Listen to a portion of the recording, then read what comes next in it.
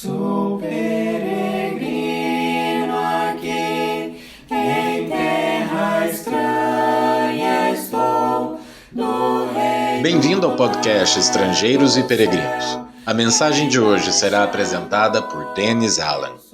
Vamos pensar um pouquinho sobre a relação do servo de Deus com o governo. Todos os cidadãos discordam de algumas políticas e práticas do governo, não importa em qual país moram. Em alguns países, o povo tem pouca voz nessas questões, enquanto outros permitem a participação limitada dos cidadãos nas decisões do governo. Reconhecendo divergências e até abusos de alguns governos, algumas pessoas incentivam a rebeldia dos cidadãos. Outros simplesmente apoiam a desobediência do povo às leis. O que a Bíblia ensina sobre a nossa atitude para com o governo?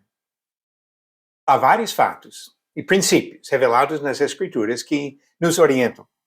Primeiro, Deus é soberano.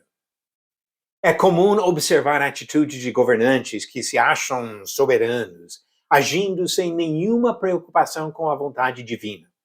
Alguns até procuram ditar princípios morais baseados na sua perspectiva política e não na palavra de Deus. Esta atitude é antiga e nunca foi bem sucedida. O antigo rei do Egito desafiou o Senhor e foi humilhado por sua atitude. Pode ver o que Faraó disse em Êxodo 5, versículo 2. E se continuar lendo até o capítulo 14, vai perceber como Deus humilhou esse homem arrogante. Séculos depois, Deus ensinou uma lição importante para o rei da Babilônia. Daniel 4, 32 diz: o Altíssimo tem domínio sobre o reino dos homens e o dá a quem quer. Segundo princípio, governos humanos são ministros de Deus para manter ordem e castigar malfeitores. Paulo escreveu em Romanos capítulo 13, do versículo 1 ao 4, todo homem esteja sujeito às autoridades superiores, porque não há autoridade que não proceda de Deus. E as autoridades que existem foram por ele instituídas. De modo que aquele que se opõe à autoridade resiste à ordenação de Deus. E os que resistem trarão sobre si mesmos condenação. Porque os magistrados não são para temor quando se faz o bem, e sim quando se faz o mal. Queres tu não temer a autoridade? Faz o bem, e terás louvor dela, visto que a autoridade é ministro de Deus para teu bem. Entretanto, se fizeres o mal, teme, porque não é sem motivo que ela traz a espada, pois é ministro de Deus, vingador, para castigar o que pratica o mal.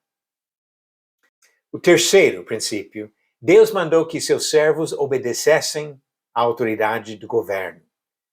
Pedro disse, em 1 Pedro capítulo 2, versículos 13 e 14, sujeitai-vos a toda instituição humana por causa do Senhor, quer seja ao rei, como soberano, quer às autoridades, como enviadas por ele, tanto para castigo dos malfeitores, como para louvor dos que praticam o bem. O quarto princípio, há um limite à nossa obediência aos governantes humanos. Sabendo que Deus ordenou estas autoridades, entendemos também que ele limita sua autoridade. Se uma ordem do governo entrar em conflito direto com a palavra de Deus, devemos lembrar que o soberano é o próprio Deus. Os apóstolos enfrentaram uma situação na qual foi necessário desobedecer às autoridades.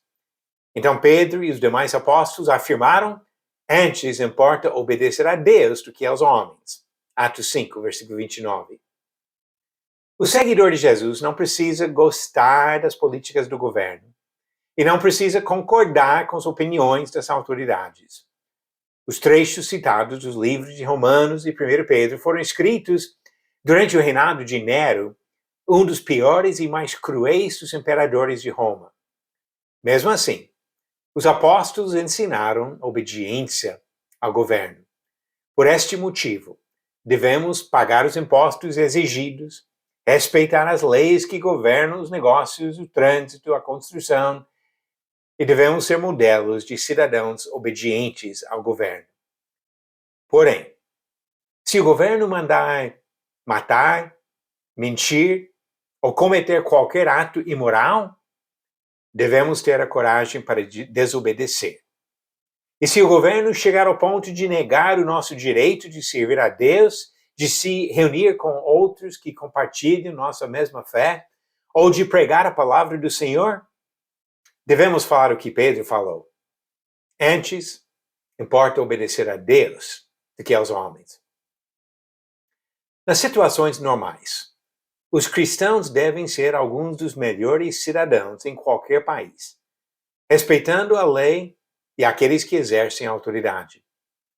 Mas no caso de governos que procuram se exaltar acima do próprio Senhor, Deus continua soberano.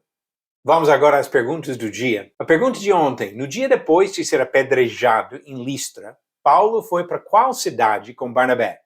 Alternativas: A. Icônio, B. Derbe, C. Antioquia ou D. Perge. A resposta certa: B. Derbe. Diz Atos 14, versículos 19 e 20, entretanto, chegaram os judeus de Antioquia e Icônio, e instigando as multidões, apedrejaram Paulo e o arrastaram para fora da cidade, dando-o por morto. Mas quando os discípulos o rodearam, ele se levantou e entrou na cidade. No dia seguinte, foi com Barnabé para Derbe. Então a resposta é certa. Alternativa B, Derbe. E a pergunta de hoje: por que os israelitas não puderam beber as águas de Mara? Alternativas: A. Não tinham cordas para tirar água do poço. B. A água era salgada. C. Os moabitas não deixaram. Ou D. A água era amarga. A resposta vem amanhã, no final do episódio 459. Que Deus continue abençoando sua busca de conhecimento da palavra de Deus. Seja um bom cidadão dentro do que é possível, mas sempre lembrando que nós somos, acima de tudo, servos do Deus soberano. Obrigado por nos acompanhar nessa jornada pelas Escrituras. Volte amanhã para ouvir mais uma mensagem do podcast Estrangeiros e Peregrinos.